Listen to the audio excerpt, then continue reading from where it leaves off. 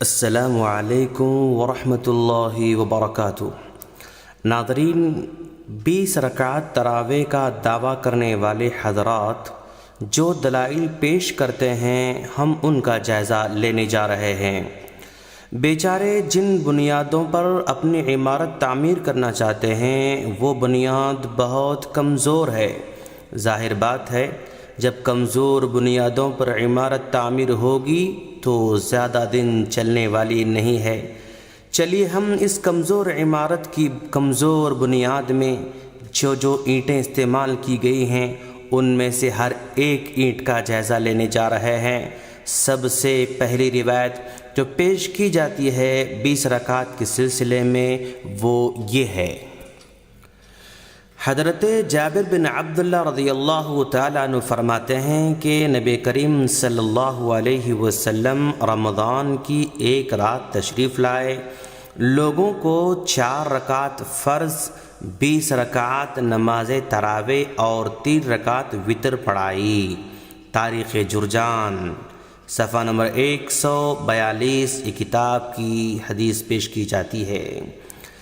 اس روایت کا ایک راوی محمد بن حمید الرازی جمہور محدثین کے نزدیک مجروح ہے، اور امام اسحاق نے فرمایا میں گواہی دیتا ہوں کہ وہ کذاب تھا۔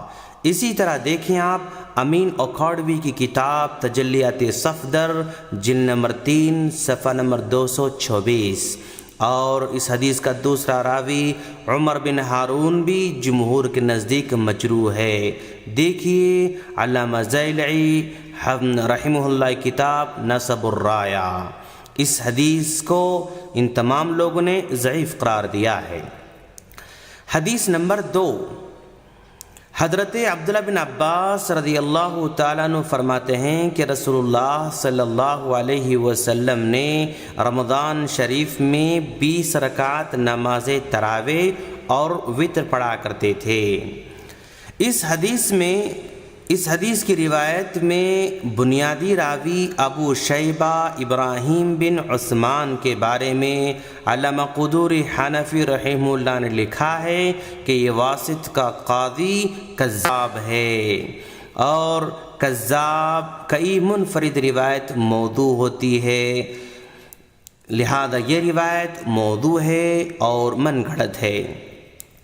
دلیل نمبر 3، حضرت ابی بن کعب رضی اللہ تعالیٰ عنہ فرماتے ہیں کہ حضرت عمر بن خطاب رضی اللہ تعالیٰ عنہ نے مجھے حکم دیا کہ میں رمضان میں نماز تراویح پڑھاؤں۔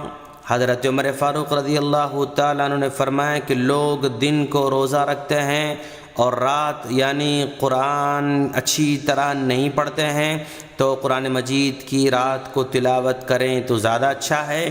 حضرت ابی بن کعب رضی اللہ تعالیٰ نے فرمایا اے امیر المؤمنین، یہ تلاوت کا طریقہ پہلے تو نہیں تھا۔ حضرت عمر فاروق رضی اللہ تعالیٰ نے فرمایا میں جانتا ہوں لیکن یہ طریقہ تلاوت اچھا ہے، تو حضرت ابی بن کعب رضی اللہ تعالیٰ عنہ نے 20 رکعت نماز تراویح پڑھائی۔ اتحاف الخیارہ میں یہ حدیث نقل کی جاتی ہے۔ اس حدیث کے ایک راوی ابو جعفر الرازی کی ربیع بن انس سے روایت میں بہت اضطراب ہوتا ہے، اور یہ بھی اس سند سے ہے، لہذا ضعیف ہے، اور ضعیف حدیث کو کسی سلسلے میں دلیل کے طور پر پیش نہیں کیا جا سکتا ہے۔ دلیل نمبر 4، حضرت سعید بن یزید رضی اللہ تعالیٰ عنہ فرماتے ہیں کہ لوگ حضرت عمر فاروق رضی اللہ تعالیٰ عنہ کے دور میں رمضان کے مہینے میں 20 رکعت تراویح پابندی سے پڑھتے تھے اور قرآن مجید کی 200 آیتیں پڑھا کرتے تھے۔ اور ناظرین، یہ حدیث مسند ابن الجعد کی پیش کی جاتی ہے، اور یہ روایت شاذ ہے، اور شاذ روایت دلیل کے طور پر پیش نہیں کی جا سکتی، اس لیے کہ متفقہ طور پر شاذ روایت ضعیف ہوا کرتی ہے۔ اور موطا مالک کی محفوظ روایت میں آیا ہے کہ حضرت عمر فاروق رضی اللہ تعالیٰ عنہ نے حضرت ابی بن کعب رضی اللہ تعالیٰ عنہ اور حضرت تمیم داری رضی اللہ تعالیٰ عنہ کو حکم دیا کہ لوگوں کو 11 رکعت نماز پڑھائیں۔ اور اس روایت سے علامہ طحاوی نے استدلال کیا ہے کہ علامہ عینی نے صحیح کہا ہے، ضیاء المقدسی نے اسے المختار میں ذکر کیا ہے اور اس کی سند صحیح ہے۔ یاد رکھیں 20 رکعت والی حدیث حضرت ابی بن کعب رضی اللہ تعالیٰ عنہ کی نسبت سے جو پیش کی جاتی ہے وہ شاذ ہے، ضعیف ہے، بلکہ ابی بن کعب رضی اللہ تعالیٰ عنہ کو 11 رکعت پڑھنے کا حکم دیا گیا، یہ صحیح روایت ہے۔ دلیل نمبر 5، حضرت سائب بن یزید فرماتے ہیں کہ لوگ حضرت عمر فاروق رضی اللہ تعالیٰ عنہ کے دور میں رمضان میں 20 رکعت پابندی سے پڑھتے تھے۔ فرماتے ہیں کہ وہ قرآن مجید کی 200 آیت تلاوت کرتے تھے، اور حضرت عثمان بن عفان رضی اللہ تعالیٰ عنہ کے دور میں لوگ قیام کے لیے لمبا ہونے کی وجہ سے اپنی لاٹھیوں پر ٹیک لگایا کرتے تھے۔ یہ روایت بھی شاذ ہے اور دلیل کے لیے شاذ روایت نہیں پیش کی جا سکتی، کیونکہ شاذ روایت ضعیف ہوا کرتی ہے۔ حدیث نمبر 6، حضرت حسن رحمہ اللہ فرماتے ہیں کہ عمر فاروق رضی اللہ تعالیٰ عنہ نے رمضان میں نماز تراویح پڑھنے کے لیے حضرت ابی بن کعب رضی اللہ تعالیٰ عنہ کی امامت پر لوگوں کو جمع کیا، تو حضرت ابی بن کعب رضی اللہ تعالیٰ عنہ ان کو 20 رکعت تراویح پڑھایا کرتے تھے۔ یہ ابو داؤد کی روایت ہے اور ضعیف روایت ہے۔ ضعیف ہونے کے ساتھ ساتھ اس میں ایک گھپلا یہ بھی کیا گیا ہے کہ اصل ابو داؤد میں 20 رکعتن یعنی 20 رکعت کی جگہ 20 لیلتن یعنی 20 راتیں ہیں۔ حضرت ابی بن کعب رضی اللہ تعالیٰ عنہ 20 دن تک جماعت کے ساتھ نماز پڑھاتے تھے، اور پھر اس 20 دن کے بعد انفراد عبادت کرنے چلے جاتے تھے۔ لیکن یہ 20 رکعت والے حضرات اس موقع کو غنیمت سمجھ کر لیلتن کو ہٹا کر رکعتن کر دیا، تاکہ لوگوں کو یہ باور کرایا جائے کہ تراویح 20 رکعت ہے، لیکن حدیثوں میں اس طرح کی تحریف چھپ نہیں سکتی ہے، چوری پکڑی گئی۔ 7ویں دلیل، حضرت علی رضی اللہ تعالیٰ عنہ نے اس آدمی کو حکم دیا جو لوگوں کو رمضان کے مہینے میں نماز تراویح پڑھاتا تھا کہ وہ ان کو 20 رکعت تراویح پڑھائے، ہر 2 رکعتوں کے درمیان سلام پھیرے اور ہر 4 رکعتوں کے درمیان آرام کے لیے کچھ وقفہ دے۔ یہ مسند الامام زید بن علی کی حدیث کی کتاب ہے اور اس سے نقل دلیل پیش کی جاتی ہے۔